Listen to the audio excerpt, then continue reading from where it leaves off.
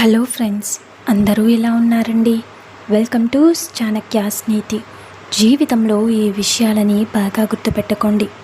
ఏంటి అంటే, మరిగే నీళ్ళు ఆలుగడ్డని మెత్తగా చేస్తుంది, అలాగే కోడిగుడ్డును గట్టిగా చేస్తుంది. ఇక్కడ పరిస్థితులు ఒకటే, అలాగే మనందరికీ ఉన్న సమస్యలు కూడా ఒకటే. మనం స్పందించే విధానమే దృఢంగా చేస్తాయి.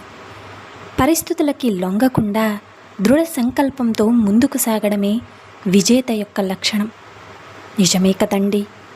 మన పని మనం చేసుకుంటూ ఉన్నంత వరకు మనల్ని బాధించేవారు, విమర్శించేవారు ఉంటారు. కానీ మనం ఒక మాటని గుర్తుపెట్టుకోవాలి. ఆటలో గోల చేసేది ప్రేక్షకులే కానీ ఆటగాళ్ళు కాదు కదా. నిజమే కదండి. అలాగే గడ్డివాము తగలబెట్టి సముద్రాన్ని మనం వేడి చేయలేం. అలాగే ఎవరో విమర్శించారనో, హేళన చేశారనో ఉన్నతమైన వారి మనసు కలత చెందదు. రక్తం పంచుకుని పుట్టేది చెల్లి.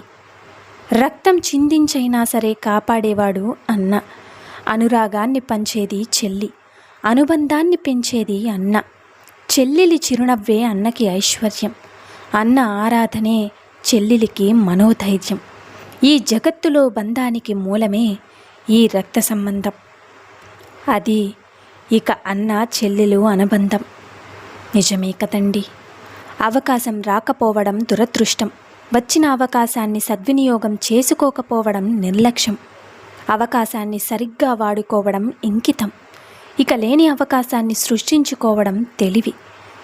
నిన్న నవ్విన వాళ్ళు ఇక నిన్ను అవకాశం అడగడం విజయం. నిన్న అవకాశం ఇచ్చిన వాళ్ళని తల దించుకునేలా చేయడం నీ ఓటమి. అర్థమైంది కదా. ఆశకి అంతం ఉండదు, డబ్బుకి పద్ధతి ఉండదు. ఈ రెండింటి వెనక పరిగెత్తే వాళ్ళకి మనశ్శాంతే ఉండదు. గుర్తుంచుకోండి, డబ్బు మనిషిని పైకి తీసుకు వెళ్ళగలదు, అందులో ఎటువంటి అనుమానం లేదు. కానీ మనిషి పైకి వెళ్ళేటప్పుడు డబ్బు నువ్వు తీసుకు వెళ్ళలేడు, ఇందులో ఎటువంటి అనుమానం కూడా లేదు.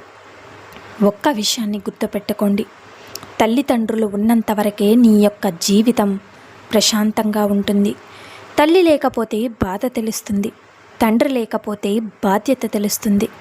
ఇద్దరి లేని రోజున బ్రతుకంటే ఏంటో తెలిసి వస్తుంది. నిజమే కదండి. ఇక నవ్వించడం ఏముంది, ఎవరినైనా నవ్వించగలరు. కానీ ఆనందంగా ఉంచడం మాత్రం అందరి వల్ల కాదు. నవ్వించేవారిని మర్చిపోగలం, కానీ ఆనందంగా ఉంచేవారిని మర్చిపోలేం కదా.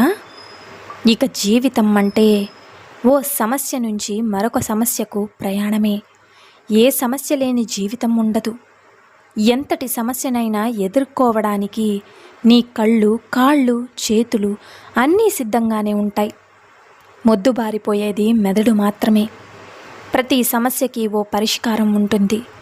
అలాగే పరిష్కారం లేనిది సమస్య కాదు. ఒక్కసారి ఆలోచించండి, నవ్వుతూ సమస్యల్ని జయించండి. అర్థమైంది కదండి. తేనెటీగ హృదయం ఎంత కఠినమైనా సరే తను పంచే తేనె ఈ సృష్టిలోనే తీయనిది కదా. భగవానుడిగా మండే భానుడు భగభగ ఎంతటి కఠినమైన వాడైనా తను పంచే వెలుగు ఈ సృష్టికి ప్రాణప్రదం. ఉరుములు మెరుపులతో గడగడలాడించే మేఘం సైతం చల్లని చిరుజల్లులతో ప్రాణకోటికి ప్రాణం ప్రసాదించదా.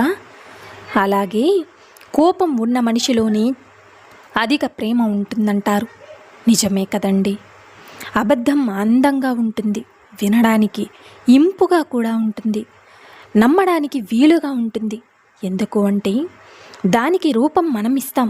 అదే నిజం వినడానికి కఠినంగా ఉంటుంది, మనసుకి చూడ్డానికి బాగుండదు, నమ్మడానికి కష్టంగా ఉంటుంది. ఎందుకు అంటే అది ఏ రూపంలో ఉండదు కాబట్టి. అబద్ధంతో మొదలయ్యింది ఏది కూడా ఎక్కువ రోజులు నిలబడదు. అది స్నేహమైన, జీవితమైనా కూడా. నిజమే కదండి. అలాగే ఒక్క విషయం ఏంటి అంటే, నువ్వు జీవితంలో ఎప్పుడూ కూడా అనుకోని సంఘటనల్ని ఎదురవుతూ ఉంటాయి. వాటిని ఎలా ఎదుర్కోవాలో తెలుసుకోవడమే జీవితం. దీనిలో గెలవడాలు, ఓడిపోవడాలు ఉండవు. పాఠాలు, అనుభవాలు మాత్రమే ఉంటాయని గుర్తుపెట్టుకోవాలి. ఇక మీరు సమాజాన్ని మార్చాలి అనుకుంటే ముందు మార్పు అనేది మీతో ప్రారంభం కావాలి. కాలానుగుణంగా మనలో మార్పు లేకపోతే సమాజం దృష్టిలో మనం ఒక తప్పు పట్టిన ఇనుప వస్తువే అని గుర్తుపెట్టుకో. కొందరుంటారు, నేను లేకపోతే వాళ్ళు ఈ పనులు ఎలా చేసుకుంటారు చూస్తా అని. వాళ్ళు పిచ్చి కానీ అయ్యలేకపోతే అమావాస్య, మనం లేకపోతే మన పని ఇంకొకరు ఖచ్చితంగా మనకంటే బాగా చేస్తారు. అయినా కూడా మనం పంచిన ప్రేమను, సంతోషాన్ని కోల్పోతే మన విలువ తేలిసేలాగా ఉండాలి. పనులు చేయడానికి మనం లేకపోతే మన విలువ తెలుస్తుందని అనుకోకూడదు. అది ఎప్పటికీ కూడా జరగదు. ఎప్పుడూ కూడా మనం లేకపోతే మన విలువ తెలిసేలా, మన పనితీరు తెలిసేలా ఉండాలి. కానీ మనం లేకపోతే మన విలువ తెలిసొస్తుంది అని ఎప్పుడూ మనం అనుకోకూడదు. కాళ్ళు చేతులు బాగానే ఉన్నాయి కదా, కష్టపడి బ్రతకొచ్చు కదా అని బిచ్చగాడితో మనం చెప్పే మాటలు గుడి లోపల ఉన్న దేవుడు మనతో చెబితే అసలు గుడికి వెళ్ళాల్సిన అవసరమే మనకు ఉండదు కదా. ఒక విధంగా చెప్పాలి అంటే అందరం బిచ్చగాళ్ళమే. ఆడుకునే విధానంలో మాత్రమే తేడా ఉంటుంది. అర్థమైంది కదండి. ఇక ప్రపంచంలో ప్రతి దానికి మరొకటి ఉంటుంది, రెండిటికి తప్ప. ఒకటి అమ్మ, ఇంకొకటి భార్య. ఒకరు షీ బిల్డ్ యువర్ లైఫ్, ఇంకొకరు లీడ్స్ యువర్ లైఫ్. ఒకరు జన్మిస్తారు, మరొకరు ఆ జన్మంతం ప్రేమిస్తారు. ఇక ఒకరు నీకు జన్మనిస్తే ఇంకొకరు నీ జీవితం మొత్తం నీకు అండగా ఉంటారు. నిన్ను ప్రేమించడం అమ్మ అంటే భారం కాదు, భార్య అంటే బానిస కాదు. అందుకే స్త్రీకి విలువ ఇవ్వని వాళ్ళు మనుషులే కాదు. మా అమ్మ చెప్పేది మా నాన్న గొప్ప అని. నువ్వు గొప్ప అని అడిగితే పిచ్చోడా? నిన్ను నవమాసాలు మోసే పురుషు నొప్పులు, ఈ పురుటు నొప్పులు మాత్రమే పడ్డానురా. కానీ మీ నాన్న మన భారాన్ని, బాధ్యతలన్నింటినీ తనని నలుగురు మోసం చేసేంత వరకు గుండెల్లో బాధని కళ్ళల్లో కదిలేగా కన్నీటిగా మోస్తూ చిరునవ్వే పెదాల వెనుక దాచేసి మనల్ని సంతోషపెట్టి కంటికి కనిపించే దేవుడురా అని మా అమ్మ నవ్వుతూ చెప్పేది. నిజమే కదండి. సోమరితనం లక్ష్యాలను చంపేస్తుంది. ఇక అహంకారం ఎదుగుదలను ఆపేస్తుంది. భయం కలలను చెరిపేస్తుంది. ఇక అనుమానం ఆత్మవిశ్వాన్ని చంపేస్తుంది. అసూయ ప్రశాంతతను దూరం చేస్తుంది. అలాగే కోపం వివేకాన్ని అంతం చేస్తుంది. మీలోని అవలక్షణాలను వదిలించుకోవడం మీ చేతుల్లో మాత్రమే ఉంది. గుర్తుంచుకోండి, నీ లోపల రెండు తేడాలు ఉన్నాయి. ఒకటి భయం, ఇంకోటి ధైర్యం. నువ్వు దేనికి ఆహారం వేస్తే అదే గెలుస్తుందని గుర్తుపెట్టుకో. ఒక్క విషయాన్ని గుర్తుపెట్టుకోండి, మగాడి చూపించే కొద్దిపాటి ప్రేమకి ఆడదే ఆకర్షితురాలవుతుంది. కానీ ఆడది చూపించే గాఢమైన ప్రేమకి మగాడికి విసుగు తెప్పిస్తుంది. ఎవరు ఎవరిపైనా సరే ఎక్కువగా ప్రేమ, ఎక్కువగా కేరింగ్ చూపించినట్లయితే వాళ్ళ దృష్టిలో మనమే చులకనైపోతాము. నిజమే కదండి.